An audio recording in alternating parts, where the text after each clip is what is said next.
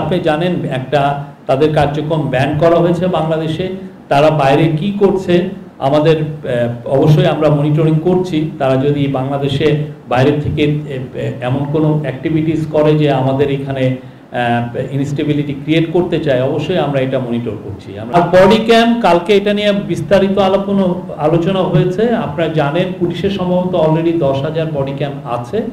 আমরা আরও 40,000 body camp সংগ্রহ করার চেষ্টা করছি। এটা খুব দ্রুতই করা হবে, করে যাতে পুলিশকে খুব দ্রুত এটা নিয়ে এক ধরনের ছোটোখাটো ট্রেনিংও দেওয়া হয়, যাতে এই বডি ক্যাম্পটা খুবই ইলেকশন আমাদের তো 47,000 ভোটিং বুথ আছে।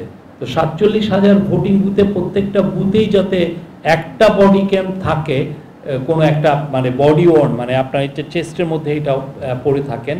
এটা থাকলে যেটা হবে যে তাহলে ওই ভোটিং সেন্টারটার আপনার সিকিউরিটিটা আরও ভালোভাবে আমরা ইনশিওর করতে পারবো।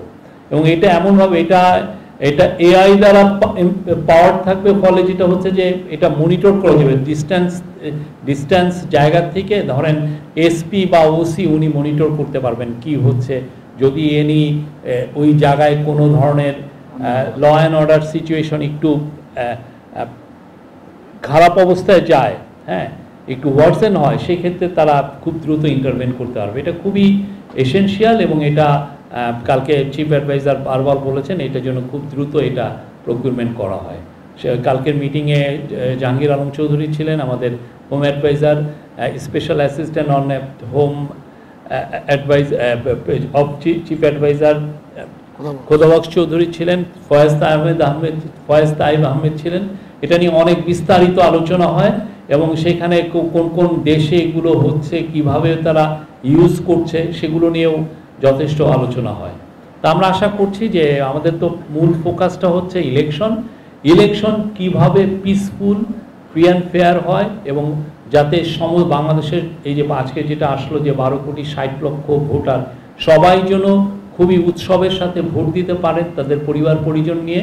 সেই জন্যই আমরা তাতে প্রত্যেকটা ইলেকশন সেন্টারের 47,000 প্রত্যেকটা যাতে আমরা সিকিউরিটি ইনশিওর করতে পারি, সেই জন্য এই বডি ক্যাম্প প্রকিউরমেন্ট করা হচ্ছে।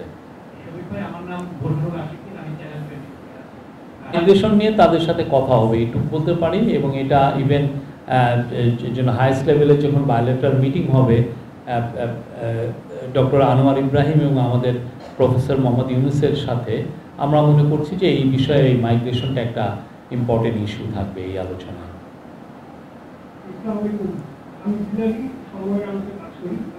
একটা প্রশ্নই সবাইকে যদি আমরা করতে চাই যে সবাই ভোগ করছে যে মালয়েশিয়া যে সিন্ডিকেট বা সরকারের যে বৈধ এজেন্সিগুলো আছে সেখানে কোনো আসলে নির্দিষ্ট সংখ্যক এজেন্সি দায়িত্ব পাবে না, সবাই যে দায়িত্ব পায় তারা সিন্ডিকেট মুক্ত হবে। আই হোপ যে এই সফরে এটা আমরা নিশ্চিত করতে পারবো। আপনার আশাবাদটাকে আমি সালাম জানাই।